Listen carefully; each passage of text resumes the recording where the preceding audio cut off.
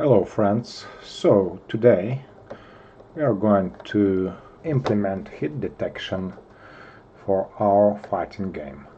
Let me remind, in the previous video tutorial we have implemented attacks and combos for our fighter characters, and now we want to somehow detect when one fighter hits another.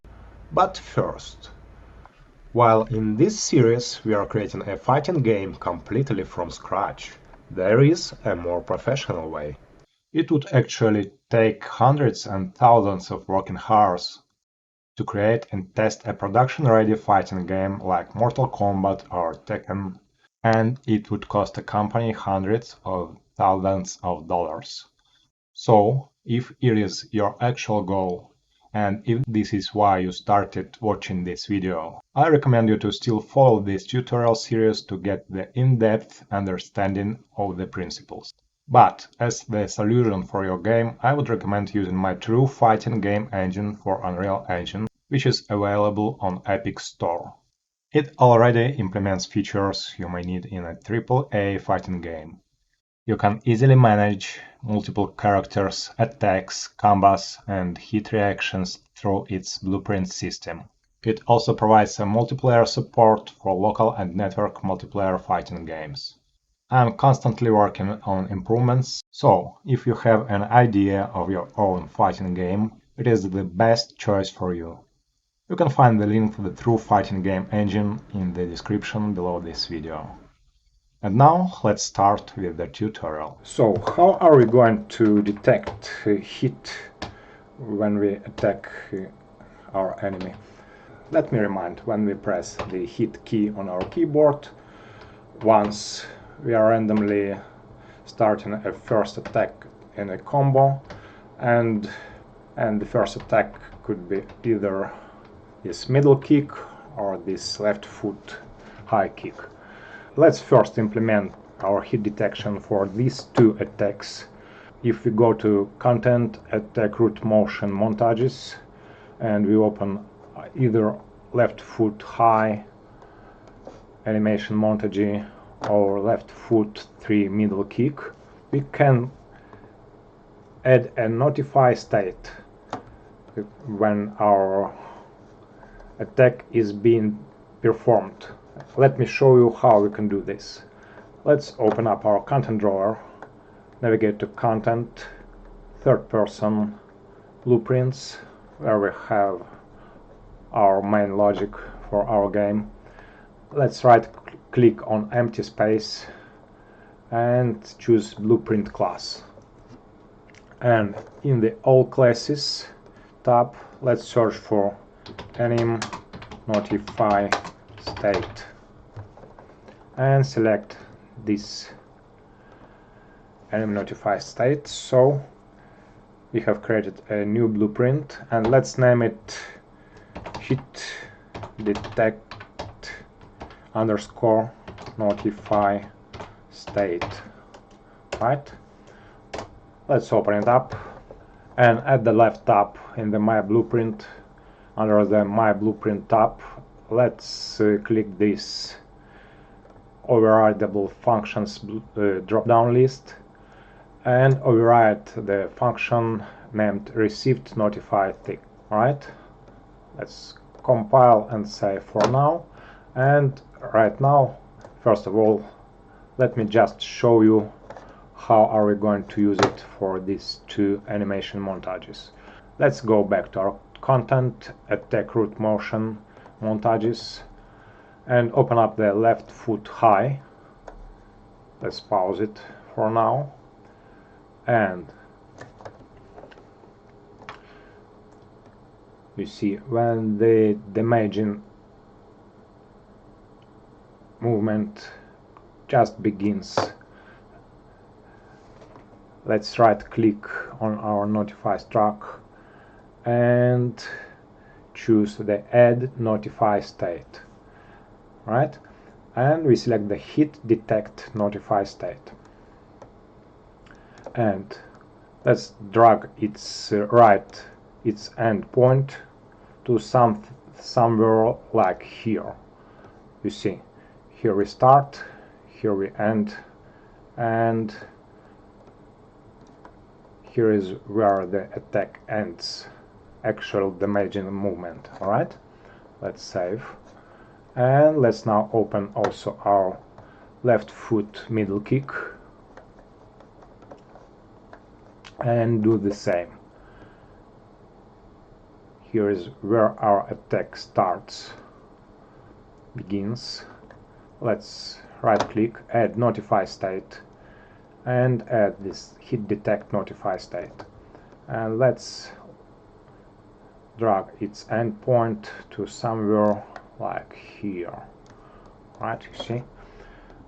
Well, actually, let's do this for all other attack animation montages as well, but that there will be a difference, and we will cover it a little bit later. First of all, we will implement it just for the left foot, but we will also tune it for all our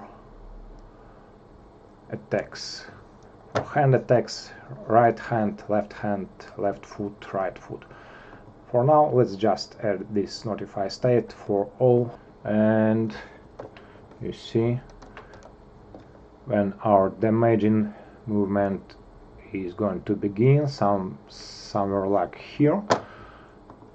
Add notify state, hit detect notify state.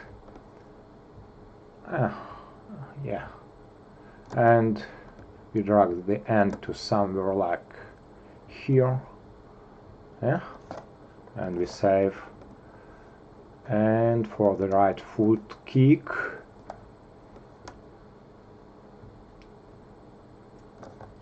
just like here, add notify state, hit detect.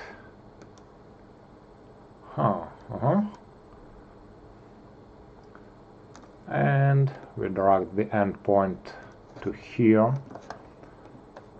And for this attack,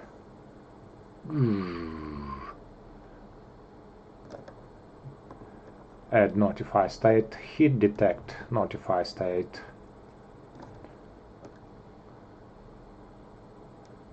Yeah, here will be enough for the end. And the last attack, right hand hook.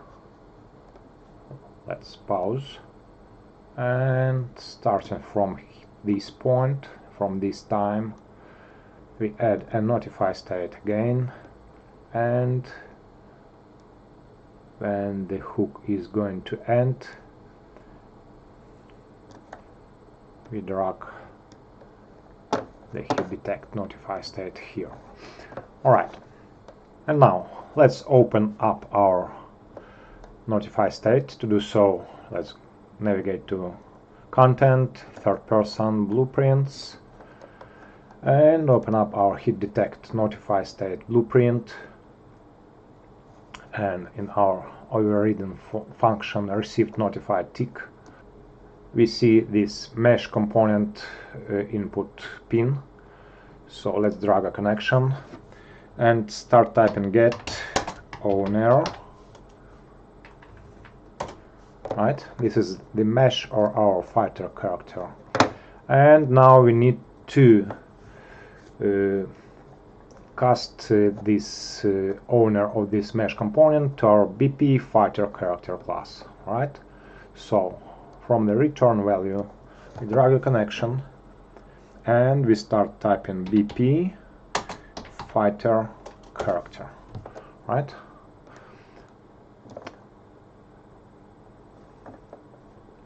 and we connect the execution pin with this. Right, and now as a BP fighter character we want to create a function in our fighter character class to call when we are receiving the notify state ticks, to actually detect whether this attack causes hits a collision with our enemy. So let's open our BP fighter character and in the left tab near under the functions list, let's click this plus button and name this newly created function hit detect. Let's name it hit trace. Alright, and we compile it and we save, and we go back to our hit detect notify state, and as the BP fighter character we call the function named hit trace. Right, and we connect the execution pins and we compile and we save. Now let's go back to our BP fighter character blueprint, and let's drag a connection from the hit trace execution pin in our function, and let's type sphere trace for objects, right? And where we are going to trace for our first attacks that are left foot kick attacks, let's set the start and end points to the location of our, and we want to set the start and end of our tracing to the location of for this case of the left foot socket of our character mesh. So let's somehow let's drag the mesh from our components tab and drop it to our graph, and let's drag a connection and start typing socket location, and we select the function named get socket location.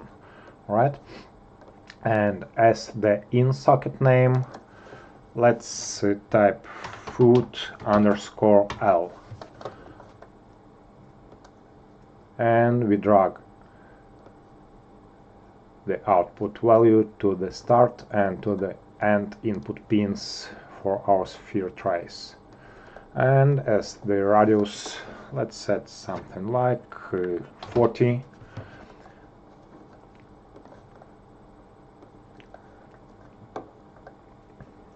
And as object types, let's drag a connection and make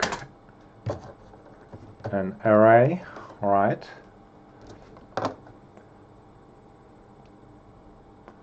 and we select a pawn as an object type, so we only trace collisions with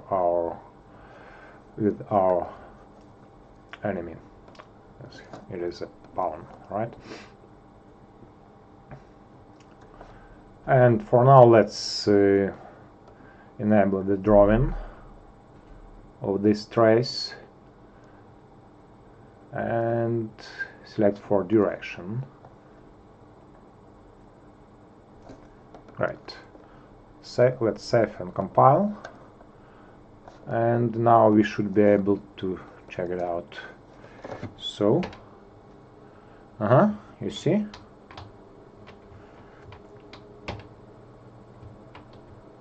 when we attack our enemy with the red, it is drawn where we don't hit. Let's get a little bit back, and you see everything is red. And here, when we actually meet the mesh during our damaging movement, we see these green lines. We can actually adjust the radius, but for now, for testing purposes, this value of 40 should be alright. Right, and now let's go back to our BP fighter character, hit trace function, and let's drag a connection from our out hit and select the break hit result from the draw down menu. Let's drag a connection from this hit actor output pin and cast it to our BP fighter character. Right.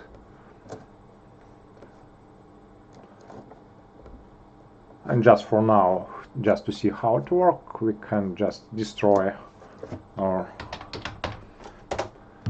let's say, just for example, we want our enemy to die when we hit it. Alright? Huh? Yeah, and it works. Right. And now, if you remember, as the starting point, we are only tracing the hits for our foot L, left foot socket. But can we somehow do this for all of our attacks? We see this can be left hand or right foot. Yes, we can do this. And to do so, let's go back to our hit detect notify state and add a variable and name it attack socket name, right?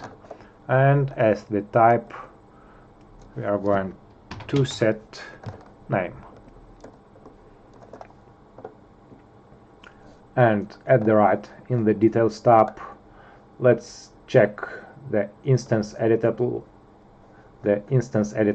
option to be true, and let's also check our expose on spawn. Yeah. And what can we do now? Let's go back to our content, attack root motion montages, and if we open our animation montage and we select our hit detect notify state, then at the right in the details tab we see this variable attack socket name that we can set for every of our attacks. So for this particular montage we type here foot underscore L and we save. And now for our second montage, this is going to be the same socket as well, left foot. So we type foot underscore L. Yeah. And we open the next montage. And here we are attacking with our left hand. So in the details tab, we set the attack socket name as the hand underscore L. And the next montage is going to be right foot. So we set the attack socket name as foot underscore R. And yet another montage. And we select the hit detect notify state, and here we are attacking with the right foot as well, so we set the attack socket name as foot underscore R as well. And the last one, right hand hook, and as the name states, we select the hit detect notify state once again, and we set the attack socket name to hand underscore R. Alright. Now, let's go back to our blueprints folder and open up our BP fighter character, and let's remove this destroy actor node, because we are going to later apply a damage, but first of all we are going to create a hit reaction, so we don't want our enemy to die. Let's go back to our function, and you see here where we are getting the socket location, we can pass our actual name from the notify state to this input pin. To do this, we need a kind of an input variable. So we select our hit trace function from at the left from the My Blueprint tab, and at the right in the Details tab near the inputs we hit this little plus button, and let's name this input value hit socket name, and its type would be name as well. It's just the name of the socket that we are going to pass from our notify state, right? And we go back to the hit detect notify state. We drag the attack socket name to our graph, and we pass it to our hit trace function as a parameter, right? And now when we go back to the BP fighter character, we see this hit trace, and we now have this input, and we now have this hit socket name that we are going to drag to the input parameter or the get socket location. Right? Let's compile and let's save, and let's check it out now. Let's fire a combo. And you see we are tracing